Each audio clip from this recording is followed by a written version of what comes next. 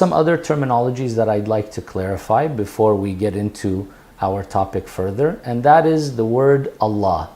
You may hear Muslims using this, and you will hear me using it as well.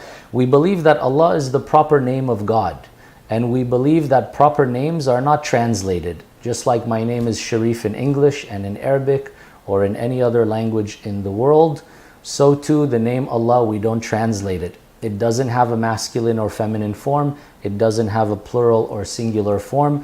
There's no lowercase g or capital G like the word God. So when we are referring to God, we will use this many times as His name. We believe that Allah is the same God that sent all the prophets and messengers, such as Prophet Abraham and Prophet Moses and Prophet Jesus and Prophet Muhammad. Peace and blessings be upon them all.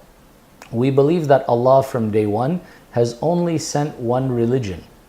Some will say, if you believe that Moses was sent by God, if you believe that Jesus was sent by God, if you believe that Prophet Muhammad, peace and blessings of Allah be upon them all, were all sent by Allah, but they came with different religions. Moses came with Judaism, and Jesus came with Christianity, and Prophet Muhammad, peace and blessings of Allah be upon them all, came with Islam. Well, the reality is we believe that all of them came with Islam. And that is, they all called to the belief in one God. They all called to believers in God to submit their will to the will of God.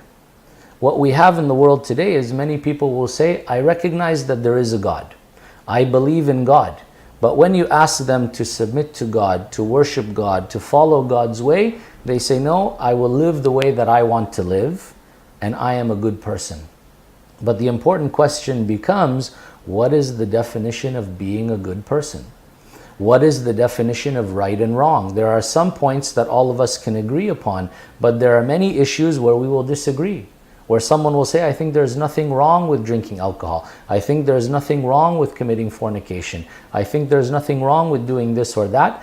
Where others will say, no, we consider this a sin and we consider it something which is wrong and is not good for the individual or the society.